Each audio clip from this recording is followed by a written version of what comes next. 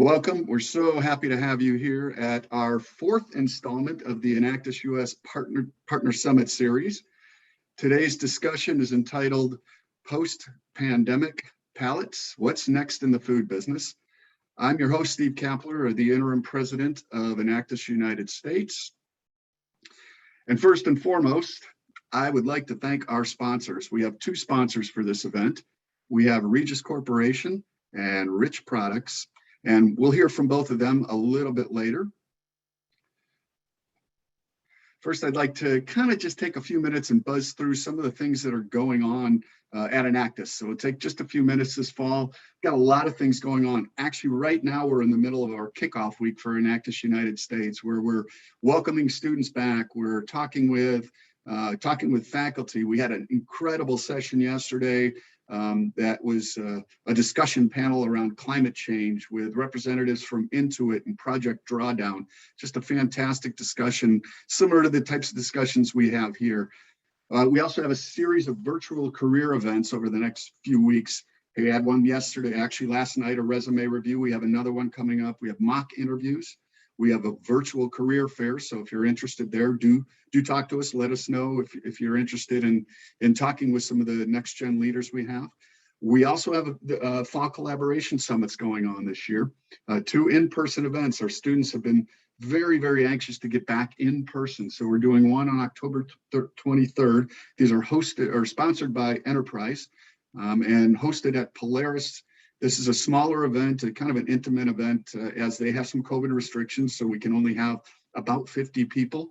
The next is November 13th, and that's hosted by BIC Corporation up in Connecticut.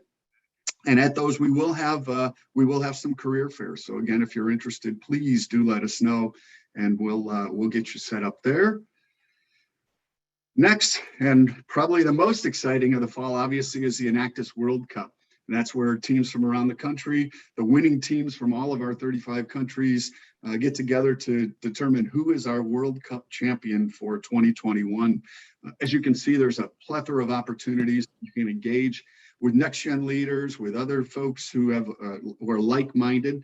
And please, if you're interested, please go through it. You see at the bottom at enactus.org/World Cup. You can register as a partner. We'd love to have you judge as well. We're constantly looking for judges, and if you've done that experience, you'll understand. But if you haven't done it before, it's an incredible experience to go through. So we hope you'll partake in that. We also, I thought it'd be interesting to bring up, given our topic today, have a race going on, and there'll be some more information about that race at the World Cup. But it's the Race to Feed the Planet, and it's sponsored by ADM and Live Kindly. And it essentially is mobilizing Enactus teams around the world to tackle things like food insecurity and agriculture, products, enterprises, things like that. Really serving to make progress on several SDGs. Obviously, 2, zero hunger, 11, sustainable cities and communities, number 12, responsible consumption and production, and even 13, climate action. So a lot going on there, and we hope that you'll take a look at that one as well. And so that's just one example of how we are a global network and have the global interaction.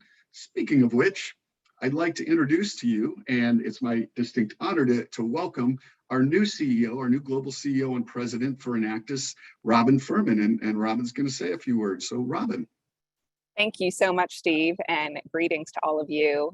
Thank you so much for all that you do to support Enactus's work, and I'm looking forward to listening in and really learning from you in the conversation today. I am on day 9 or 10, I think I've lost count, of this new and exciting role, and just couldn't be more thrilled to be joining this incredibly dynamic global community. I am coming to Enactus with a career of the last 20, almost 25 years in nonprofit management and leadership, both here in the US and globally. Most recently, I was serving as the managing director of the Center for the Advancement of Social Entrepreneurship at Duke University's Fuqua School of Business.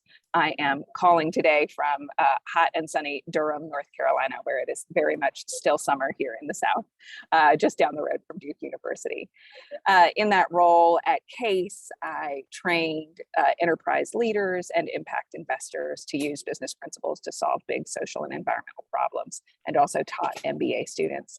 And then prior to my work with Duke, I led Teach for America's work in North Carolina and was responsible for scaling our impact over a number of years. And then prior to that, I've worked in philanthropy, community economic development, and global health. So I'm excited to bring all of that experience and really the through line of leadership development and how we spark and engage the curiosity of next gen leaders to my work here at Enactus, both here in the United States and around the world. So I couldn't be more excited to join this team, to learn more from you all and what you're seeing on such an important topic area.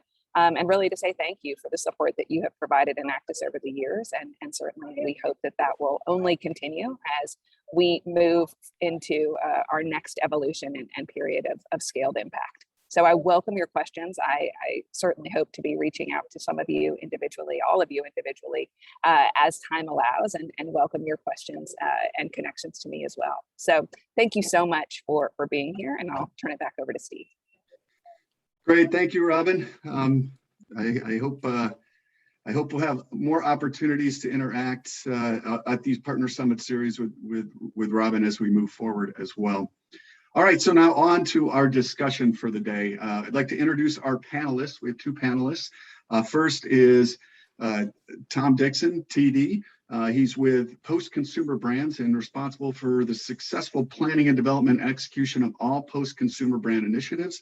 He's worked for Jack's Links, Welch's Foods, as well as Kimberly-Clark and Miller Coors.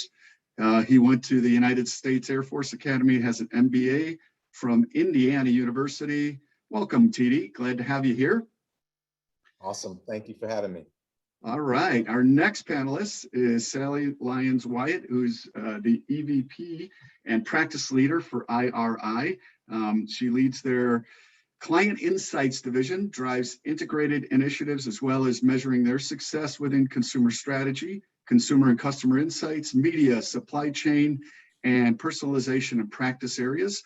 She has more than 25 years of industry experience, including managing and developing global account teams and service Fortune 500 companies.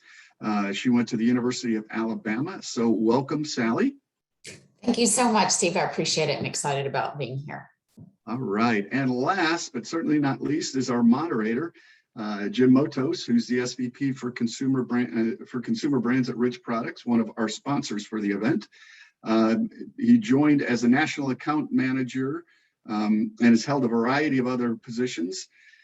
He worked previously for Hormel Foods. He's a member of the board for the U.S. board for Enactus, National Frozen and Refrigerated Association Board of Directors, National Fisheries Institute Board and Executive Committee. Went to the University of Georgia.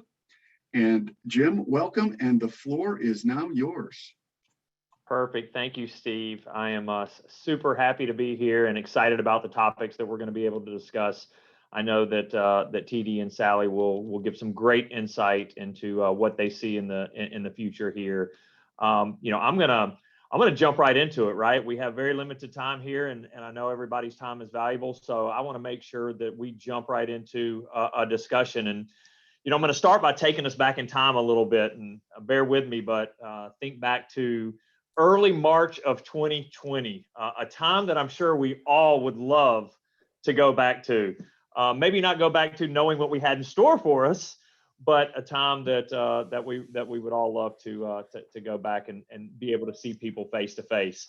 But a lot has changed, right, since that time across the nation, and even in just the food industry, we have seen a lot of change.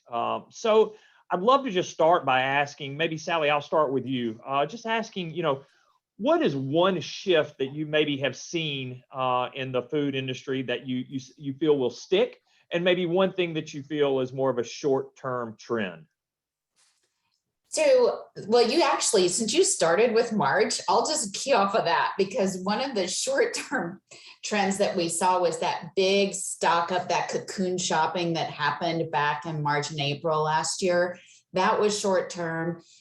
You'll see pockets of people kind of loading up on toilet tissue or something just because they think they might be going back into a lockdown, but we haven't seen that resurgence. Even when Delta started to really get in heightened levels over the last month. So that was short term. I'm going to get that one out of the way. We do not feel that that's going to come back, and God willing, anytime in the near future. The one though that has stuck, and you keyed on it again, but it's how we now live and work. And we're in what I consider hybrid working models. So there's some people that are back in offices. You can see TD, he's in one. There's some of us that work out of our home, just like I am. And there's some that do a little bit of both. And so with that, it's presenting huge opportunities for food and beverage, because now think the number, something like 33 million breakfast and lunch occasions now that are going to be at home because of these hybrid working models. It provides a huge opportunity for food manufacturers, retailers alike, restaurants, all of it, to just find a way to navigate this new world that we're living in from a hybrid working model situation. Yeah, I definitely, just touching on two things you said. Number one, I have 486 packages of toilet paper that are still on eBay that I don't think anybody's gonna buy now. No, in all seriousness, there was obviously, and I'm gonna talk a little bit more about that. I think that's important, of the stockpiling that we saw early on in the pandemic. But this is certainly a new way of doing business, right?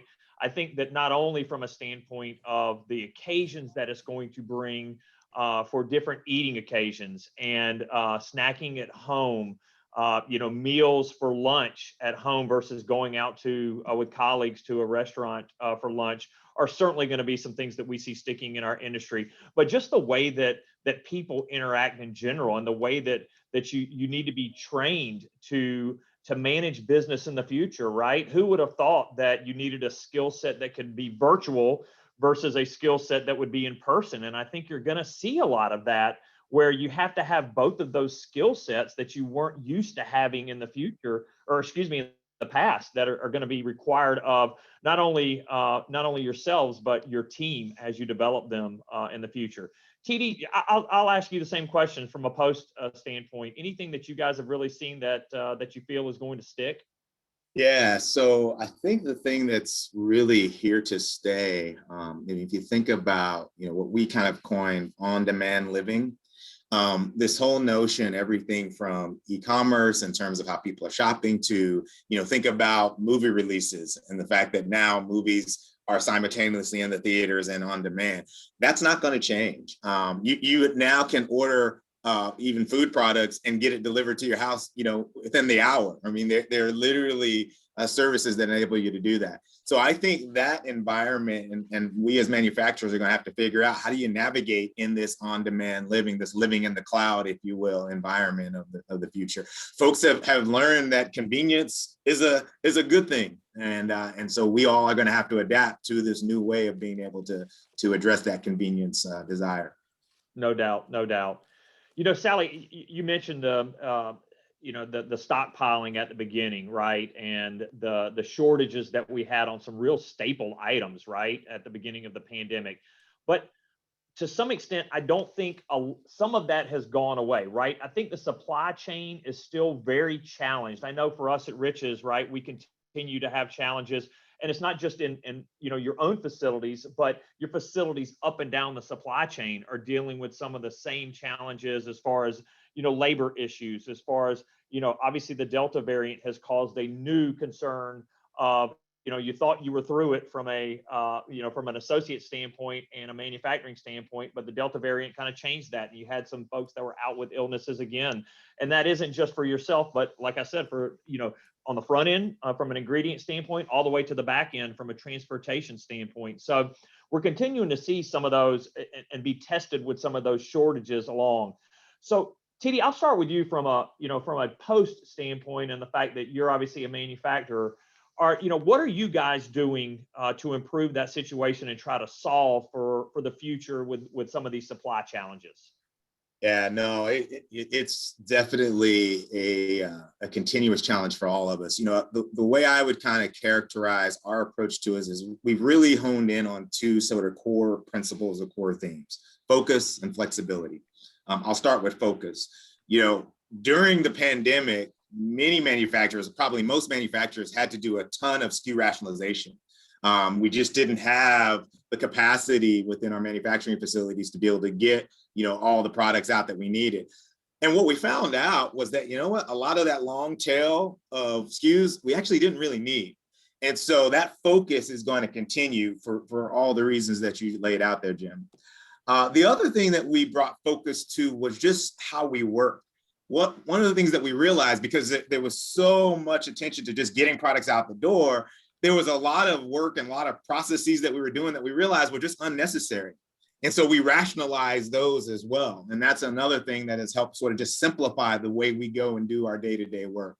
And then flexibility. One of the things that I've spent a lot of time with our manufacturing and supply chain is on the agility and the flexibility. We've got to be able to respond at the speed of business. And, a lot of our manufacturing was very regimented, and we had to create flexibility to be able to respond to the different needs, whether it was pack formats, whether it was, different ways of filling up our trucks. All of these things required a new way of working in order to be able to respond to the speed of business. So those are the two kind of themes that we're really still focused on in terms of bringing focus both across our products, but also how we work, and then flexibility across all the different things that we do. I think that's dead on. And I've said that before, to some of our folks here internally, is there's not a better way to find efficiencies than go through a pandemic, right? I mean, I think not only from a manufacturing standpoint, exactly, but I know we have, some retailers on here on this call as well that, what we found out quickly is there were some things that we were probably doing inefficiently that we could clean up, and it almost forced you to do that. On top of, and we did the exact same thing you guys did. We went through some SKU rationalization, which is hard, right? Because you have some things that are there that you say, boy, I really don't want to give this up because it's important to this one customer or this one consumer. And it's hard to make those decisions. But I think what we quickly found is, when manufacturers made that decisions, retailers made those decisions as well. And a lot of the shoppers and a lot of the consumers gravitated towards a similar item, right? I know personally, I may not have needed that, 8 Totino's pizza roll that had one different ingredient in it. I could move over to a pepperoni, and my kids still like that product just as much. So it forced some of those decisions, and I think it'll help the supply chain in the long run. You got it. Absolutely. Great point, CD. Sally, I'll ask you the same, really on the same topic, but a little bit different way of looking at it. Have you seen any real consumer eating and or drinking changes due to the shortages of products on the shelves? So there's actually two facets of that. It's interesting because as we've watched this unfold, the first was when you were doing the rationalization across the CPG manufacturers, part of that was also just focused on getting products that could be getting into the home so that consumers could eat their food. And so that was a lot of more large sizes versus the smaller kind of on the go shareable type, smaller package sizes. So we saw that huge shift, and that shift happened all throughout 2020, that we saw declines in smaller sizes, large sizes were increasing, and that could be a large size multi-serve package, or it could be a variety or kind of a multi-pack, which has the single serve inside of them. Those have been flying off shelves across many categories in the store. So first it was the size shift. Now, mobility was by far the biggest driver of change in 21. And when we started to see vaccinations increase, so did the consumers and their need to get back to that balanced assortment. So the one thing that we've been guiding the industry on is really making sure that, all right, in that height of the supply shortages, which we still have some, so I know it's still there, but getting that optimal assortment between the sizes for people that we're still needing to consume at home. So you need that, but you also need to make sure that you have packages available for them wherever they may be. TD talks about the on-demand, so there could be the on-demand. could be the traditional impulse in a store where you're like, ooh, I haven't had that in a long time. I just want to grab it. Could be on your list, but when you're on the go, and we've seen a rebound of the smaller sizes, which is just showing that mobility was that trigger to kind of change the need and zero in on that word that TD used, which is agility. Agility is what's going to be a success criteria for all CPG and retailers in this industry, bar none. That agility and differentiation, that will drive growth, hands down. The other facet though, especially for meat producers, when we had the shortages on meat and or the scares on meat that happened throughout 2020, we did see some consumers opting in for plant-based options. And plant-based really saw a huge uptick. And we're monitoring that because now we're starting to see that some families that tried it, they might have stayed with it, but they're not doing it 100%. It's just to give them a little variety, right? And then we see some families that are like, you know what, I kind of like it, I'm going to stick with it. And then we've seen some that said, no, thank you, it's meat for me, I'm back in, right? And we've seen all of that. So that, I think you're going to still see that kind of segmentation, but plant-based really saw a surgence over the last 18 months. Yeah, you know, one other area that I feel that we've experienced, you know, we do a lot in the frozen food area. And I think that's another area that consumers have really started to realize, okay, this isn't as bad as I would think it would be, right? Frozen a lot of times in the past had a, you know, oh, I really don't want to go down the aisle. It's frozen, it's processed. But I think, you know, when, especially in the early part of the pandemic, families were forced to purchase food that they could store for longer periods of time. And they're whether it's they're entertaining their children or giving them a snack, or, you know, the air fryer, I think, has been a wonderful invention that has helped out many families. I know myself personally, it's just such a convenient way to give your kids a quick snack. But I think some of those things, you know, similar to that, I think soup's probably another one that some categories that really saw a resurgent because consumers were almost forced to go into those categories and then realize, you know what, I really do like what I'm purchasing here. You know, one thing I do want to throw out there before we move on is we do have the chat open. So if you have a question, I would love for you to post it on the chat, and I'll try to get to any questions that we have for TD and Sally that they could answer along the way. So just post on there on the chat, and I will make sure to get to your question. You know, I want to shift a little bit from a supplier standpoint, and one thing that we've heard from suppliers in previous calls that Enactus has done is that there's been some rollback or some push out of new products, right? That innovation has somewhat paused a little bit just because the focus has to be on supplying the current items, similar to TD, what you said, even SKU rationalization, and we've done the same, just focus on getting those items on the shelf for the retailers, and maybe some innovation has backed off a little bit. Sally, you know, in hearing this, you know, what are some of the innovative themes that you actually have seen this year through the pandemic? Well, one is around immune boosting foods. So when we kind of look through the innovations that we've seen and or what has drawn consumers because they were already on the shelf, it is this idea of, I want to try and stay well. I want to, if I do get sick, if I get COVID or something else, I want to minimize my downtime. So immune boosting foods have seen phenomenal growth. Plant-based, as I mentioned, has also been something that we've seen a lot of new entrants from a plant-based perspective. What's also interesting is that even the functional like collagen that might serve multiple purposes, or then the third one would be sustainability. And not just recycled material. We're seeing things like upcycled ingredients that might have been used, or reduced carbon emissions. So we're seeing some different emerging sustainability practices and marketed that I think are making a difference. And then because you've started to you talked about the comfort foods and you kind of mentioned it a little earlier. We do also see a lot of entrants that are aligning against different types of diets. And there's a variety out there. Obviously, the one that everybody kind of keys in on is keto, but there's so many more that consumers are really leveraging to try and help them get back into the area they might have been in before COVID.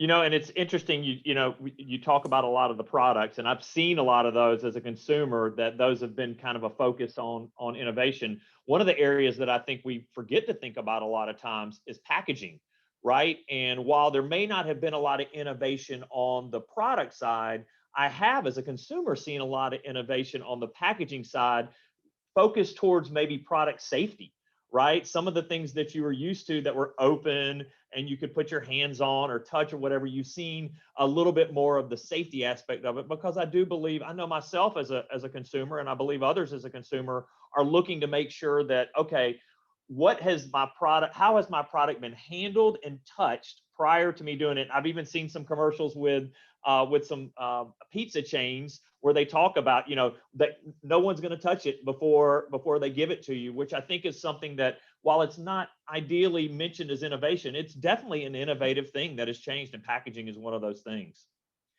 TD, from your standpoint, given the fact that there has been somewhat of a little bit of a pause on overall product innovation, do you think that now that as we hopefully get through this, through Q4, and maybe we start to see a little bit, the vaccination rates go up and we start to see a little bit of a more going back to normalcy, do you think we're going to see a huge push on new products, especially, maybe even as early as the holidays? Yeah, absolutely. I mean, number one, we all have to lap this COVID growth that we had, right? So there's a business reality that we are all of us manufacturers have to do. So I do think we're definitely going to see it. I do think it's going to change somewhat. I think you're going to see, fewer, bigger, better. Back to this notion of we aren't going to proliferate our SKUs as we've done in the past. We just can't. The supply chain is too fragile for us to be able to do that. So I think you're going to see that. The other thing I think you're going to see is what we've all learned is that big brands do matter. For a long time, you had all these startup brands coming in, and not that you're not going to still have some of that, but big brands matter. And part of why they matter, and this was one of the learnings that we've got, is that there is, in both social and economic uncertainty, there is a desire to trust, right? The dollar that I spend, I know has to work. So therefore, I'm going to invest in a brand that I trust. So you're going to see a lot more line extensions, occasion extensions, flavor extensions off of the big brands, because we know there's a trust factor that consumers have against those. I think another thing that we'll see, and I think trust is very important. I think another thing that we'll see is, you think of the private brand space, right? That, years ago, we all remember that private brands were more of a value, right? And almost treated as a generic brand. But so many retailers now have put so much focus and so much energy into building those brands, into making those the quality surpass, or at least on par with what the national brand average would be, that consumers have built a trust in those brands and feel comfortable with their local grocery store or local club store that they're going to and purchasing those. So I definitely think you're going to see, because typically those are a little bit more of a value and disruptive pricing, I think you're going to see those continue to grow as well. Just an opinion of mine and some of the things that I'm seeing as I think about the future as well. But I certainly think some of the smaller brands are going to be impacted negatively, where some of the larger brands will see the benefits, because, like you said, consumers want to eat something that they feel they can trust. Sally, you mentioned something earlier that I thought was really key, and it was all around the cooking at home, right? And that we've really that people have gotten really comfort in that area. And I know for us that that we're buying a lot of fresh food, right? We're more comfortable with cooking. Things that I wouldn't have felt comfortable with in the past of preparing, maybe I had more time at home to prepare it. Now, we could go into a whole different topic of your work never leaves you. So you're working unbelievable hours, and there's some I feel like mental fatigue for everyone through this pandemic. But at the same time, you've had more time at the house and been able to have more time to prepare meals, and people are more comfortable. Do you feel that that there's a future for this at-home cooking? And how do you see that going once we hopefully get past the current state that we're in right now? Right. Well, first of all, I do. So we will be in an elevated clip of consumers consuming, but also preparing their meals at home for the foreseeable future. So that hands down.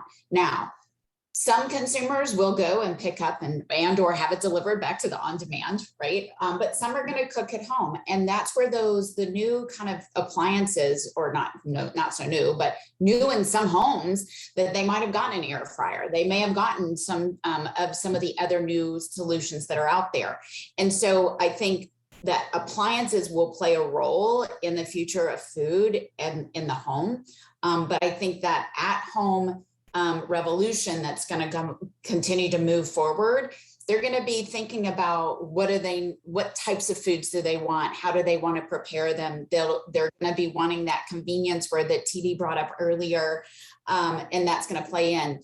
Personalization is also going to be key, because I mean, I can tell you my own household, I have, we've got multiple generations, we've got multiple disease states. So because of that, our basket must look like the craziest family in the world, but we are indeed trying to make sure that the foods that are needed for specific individuals are provided. And so really being able to cater, having manufacturers and retailers cater to that need is going to be key. And then I cannot even underscore the importance of really gathering around the sustainability part of this, because the younger generations are driving the growth for many products that are sustainably marketing their products. And when that is done, we have seen it now. We do some work with the New York Stern School, and for 5 years, we've seen it year after year after year, that's really driving it. And then lastly, I talked about the appliances, but then there may be a role of 3D printers in the future. Their convenience is going to probably be redefined because of the fractioning of impulse to be not only in the store, but on demand. So I think that there's just some really cool things that are going to be coming over the next 5+ years. But I think at the very heart of this, it's around a lot of the appliances and how that's changing the at-home revolution and driving convenience, personalization, and sustainability. Great insight, Sally. I think of, when you say appliances, what popped in my head is the remodeling of things that went on at people's homes, right? You think of your friend and family network and how many people did some type of work at their home, right? So whether it was a kitchen remodel, whether it was building a deck or a pool or whatever you did around your house, most people did some type of home improvement. So not only do you have that home improvement now, but I think that people are going to want to show off that home improvement that they did. So again, it relates to the being at home. Instead of maybe going out to a restaurant with your friends, you're going to bring them to your house because you want to utilize the things that you've done. And I think that's going to play a part in it, at least for the next year, so that, with these gatherings, people will be able to showcase some of the things they've done in their house, which is certainly going to move to more at-home eating as well. We had a question here. Robin, thank you for asking a question. Her question was, and I'll ask you first, Sally, to what extent do you see these trends differentiated by consumer socioeconomic level, which I think could obviously play a major part in some of these trends?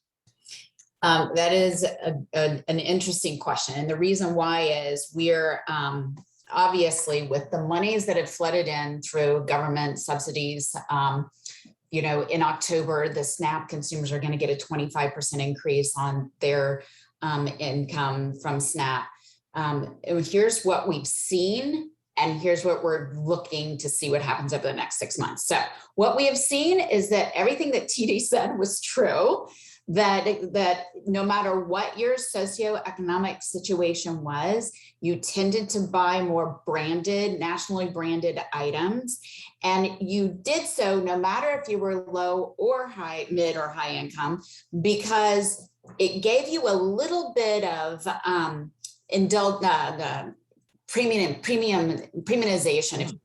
So the ability for the lower income to be able to buy a branded item, that was just a little something they were doing for themselves. That yes, it cost them a few more dollars out of their pocketbook, but they had gotten some subsidy and they were like, you know what, I think I want to do this for myself and my family because we can't go out. We aren't able to go into the restaurants like we used to. So you know what, in the long run, I'm saving some money. So that was what we've seen. We've seen premiumization of the shift in sizes, and premium products saw huge growth for the last 18 months across almost every category from a food and beverage perspective. So that's what we saw. Now, the other piece of this, and the other part of that is we've seen the lower to mid did indeed eat more at home than they had in the past. They weren't going out as much. From a higher income, those with means, okay, there were the different groups that might have gone out or gotten things delivered, so they weren't cooking as much as home because they had the means to do so.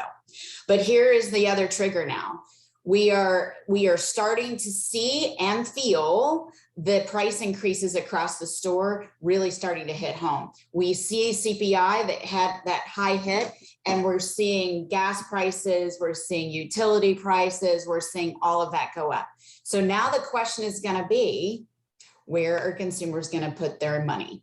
Are they going to put it still towards some of the food and beverages that they've been buying, or are they going to have to scale back either smaller size, same brand, or trading down to doing private brands? That we're going to continue to monitor. So far, we haven't seen any dramatic shifts. So we've been monitoring this on a weekly basis. We haven't seen anything dramatic yet, but I think I think that the increases are still coming.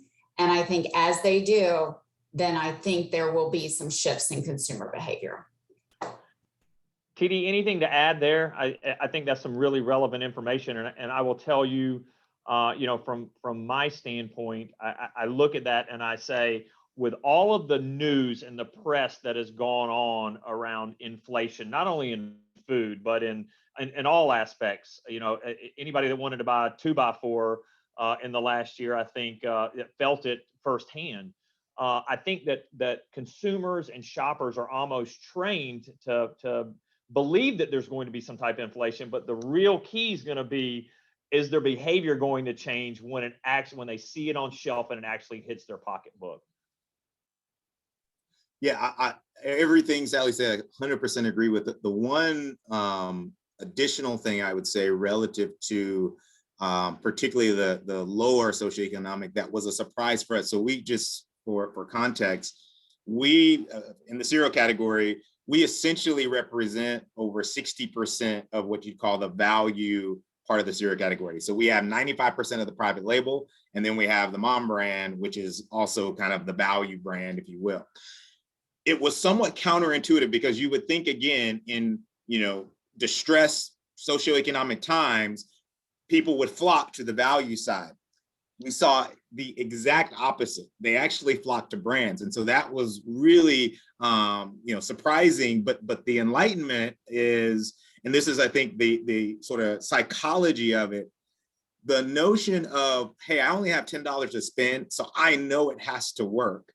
And that's where I go back to this notion of even lower socioeconomic people invested in brands because my $10 can't fail. So therefore, I have to put it in something that I know it's going to trust. Now, there comes a point where I think you cross a threshold. And I think, to Sally's point, I think that's coming with all the pricing increases that we're going to see that dynamic shift back to more of the value brands and things like that. But it was a very interesting dynamic that happened during COVID that we didn't expect. We thought our value brands and our private label were going to go through the roof, and it was exactly the opposite. And so learning that and learning the psychology behind it has been really, really helpful for us. That is extremely interesting. And I want to ask you maybe a little bit of a shift off of that, but kind of in the same topic is, we've heard the word with food as emotional comfort. right? That people used food as that emotional comfort during this time period. And that may have to do with some of what you were saying before, but I'd love to hear if there's something that you guys are definitely seeing at Post, and if you're doing anything to address it. Yeah, no, we're definitely seeing it. I think with anything, right, stress and anxiety, the desire for comfort is there. And what we saw was food became one of those outlets. To Sally's earlier point, that's a lot, in addition to just the sheer notion of having to, be confined in the house. Cooking, bringing the family together for meals became a source for comfort. Even something that is, innocuous as cereal actually provided people comfort because it reminded people of, kinder, simpler times, right? Saturday morning cartoons, getting together in the morning and all talking, reading the newspaper. So that definitely is something that, in addition to utilizing it within our messaging, our advertising, all those sort of things, we're trying to figure out, even from an innovation standpoint, are there things that we can do? So as an example, we're working on products that have comforting notes like lavender and chamomile, things like that actually can bring and evoke emotions of comfort in consumers. And so it's definitely something that we're trying to capitalize on. Yeah, it's funny you say that about the families doing things again that they used to not do. Our kids got quickly introduced to nostalgic board games at the beginning of the pandemic, as well as puzzle making. Puzzles were, I think I heard one time that puzzles were in high demand during the beginning of the pandemic, but you had this time at home to emotionally connect as a family that you might not have had in the past. And I think that's interesting, right? And I know it's not talking specifically about food, but I think that's an interesting part of when we do get back, society gets back to somewhat of a normal travel routine, whatever that may look like. Will there be some, I wonder if there'll be some hesitation to people to get on the road that used to get on the road, all the time, because they've enjoyed that time at home with their family. Before there's been a lot of questions that have come through. So this is fantastic. There's one more that kind of relates to what you guys were talking about there. And it was from Kelly that she asked, how will companies adjust to consumers moving, maybe ever moving away from brand names if it gets to that point where you hit a threshold and they're having to spend less? Do you see Post doing anything different with their strategy and the way they change doing things if it gets to that point? Yeah, I mean, I think, and this kind of gets back to some of the things that Sally was saying in terms of pack formats, so what we're doing, we benefit from the standpoint that we compete on both ends, compete on the premium brand side as well as the value side. So we're hopeful that we're positioned well, regardless of where consumers go. But on the branded side, for sure, we are, our counter strategy, if you will, is pack sizes and pack formats that ultimately get you into a lower sort of price threshold, if you will. Mm-hmm. So you may, still want to buy Pebbles, but you can't afford the $5 box of Pebbles. So we want to give you a $2 box of Pebbles, those sort of things. So those are some of the techniques and the strategies that we're employing. Okay. All right, great. And I know we've got about 5 minutes left, and we've got a few questions here left. So I want to ask one that was asked by Al here. And Sally, I'll ask you this one. Do we think that there'll be many more entering the market for prepared foods delivering to your doorstep? Obviously, there's companies that do that now. Do you see that being a category or an area that folks will try to enter into? The answer is they are already, and there's more and more. And part of what we've seen is those kits. So the kit type delivered to your door, but you can still make the rest of it, but we're going to make it easy for you. So we've seen a plethora of those enter. We've also started to see certain retailers in certain sections of the country really promote their own prepared foods to remind consumers that they can deliver, they can or click and pick it up, and it can be ready to put on their table within minutes. And so you've got not only traditional restaurants getting in, you've got that. And then we saw in certain areas of the country, there were restaurants that just couldn't make it. They just didn't have the foot traffic. They didn't have the people coming in, but they had loyal fans that wanted their foods. And they're finding these restaurants have gotten to be community kitchens that they then prepare things and then they can have that delivered to the homes. And so you've seen some new constructs of companies emerging that are absolutely competing in this prepared foods environment, whether it's kit related, whether it's the restaurant that went under that's got its own food kitchen along with others where they're able to deliver it out, or it's the retailers themselves that are saying, but wait, don't forget about me. We have some food to help you as well. Yeah, definitely have seen that area grow in different ways, right? I believe the recent announcement from Walmart that I believe they're going to be having some ghost kitchens in some of their, as a test in some of their locations. And I don't know if it's just me, but Lance, I feel like the prepared foods area at Sam's Club has expanded. Maybe I'm just seeing more of it, but I feel like that space has really grown as well. So no matter what the channel is, there's almost blurring that it's just you're there for an occasion, and that's a prepared food to make things easier for people that may be wanting to prepare those meals at home that they were used to getting at a restaurant in the past. I'll end with one question, and then if by all means, if there's anything else that someone wants to bring up, certainly can. But there was a Technomics report that came out that about the healthy eating aspect. I think it was called Healthy Eating Consumer Trend Report or something along those lines. But in that, 25% of the consumers say their definition of health has changed over the last 2 years. And 23%, and Sally, you were talking a little bit about this earlier with the plant-based, but 23% say they are ordering healthy food and beverages more often than they were in the past. TD, I'll start with you, and then I'll let Sally if you want to add on after that. But have you guys seen, has this been an area of focus for Post, this healthy eating? Yeah, absolutely. I mean, I think, all of us are trying to work off our COVID-15 or COVID-20 or COVID-25, whatever it was that we had, right? And so for sure, the being able to think about the types of foods that you eat and then being able to be healthier is a dynamic that we're all dealing with. What we've done at Post is we've sort of approached it with this notion of food as healthcare. And it sort of builds upon what Sally said, things such as immunity, things such as functional benefits that are just a part, the key is being just a part of what I'm already doing, a part of my routine, and I'm not having to sacrifice taste. So, we have a brand, Premier Protein, that, you can get 20 grams of protein in a bowl of cereal, which is very similar to what you can get when you do the powdered shakes. But this gives you another way of ingesting your protein. We've got products that we're working on that have adaptogens in there that are working on immunity boosting or on other forms of, quote unquote, healthier living. So it's definitely going to be a trend.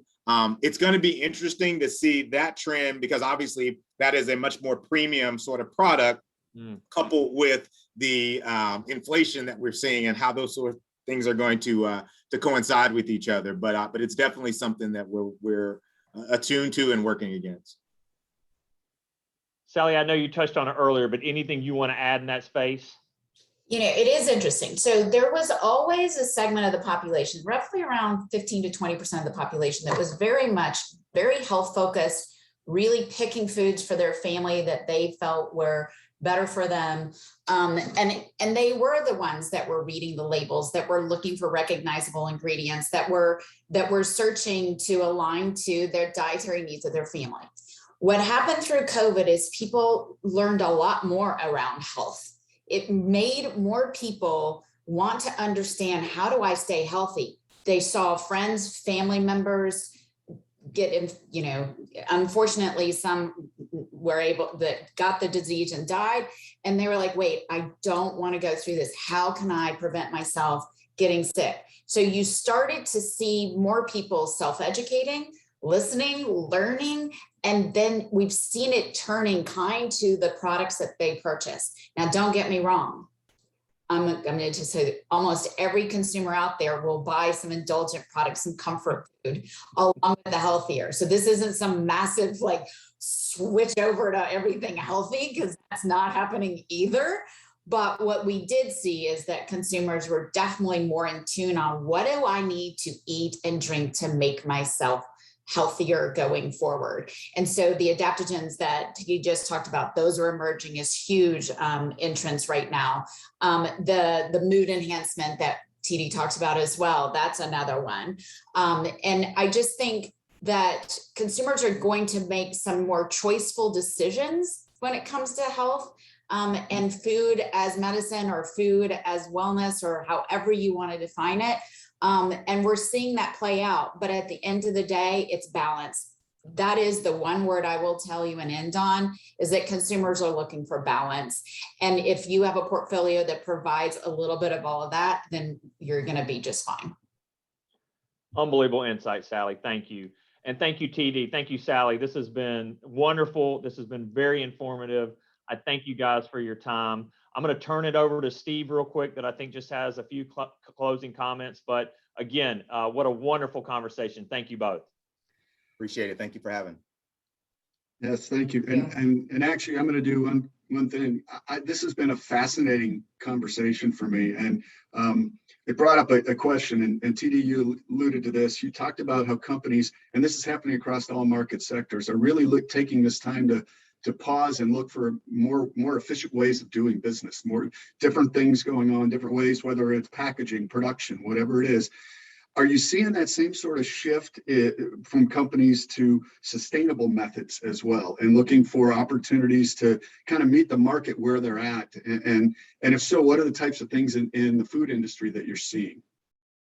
Yeah, absolutely. I think we all recognize our the impact that we can make on the environment and on the world. And each of us is probably doing it in our own unique way. In some instances, we're looking at sustainable and regenerative food surfaces. So we have like regenerative oats that actually reduce carbon emissions and things like that. So all of us are doing it in a different way. Some people are looking at how they work on landfills and how to work on package sustainability. So we're all kind of picking our lane, if you will, but we all recognize the need and frankly, our responsibility to make the world a better place.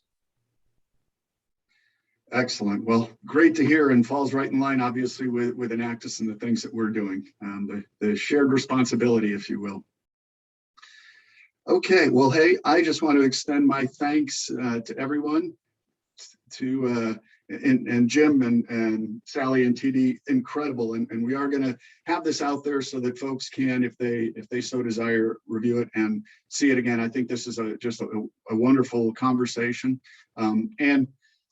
I'd like to give special thanks, obviously, to Riches and Jim for being a sponsor. But Jim, again, another incredible job of being a moderator. And our second sponsor is Regis Corporation. They've been an Enactus partner for 22 years, and they're committed to continuing that partnership and supporting next gen leaders throughout. They do share our values of integrity, passion, innovation, and collaboration.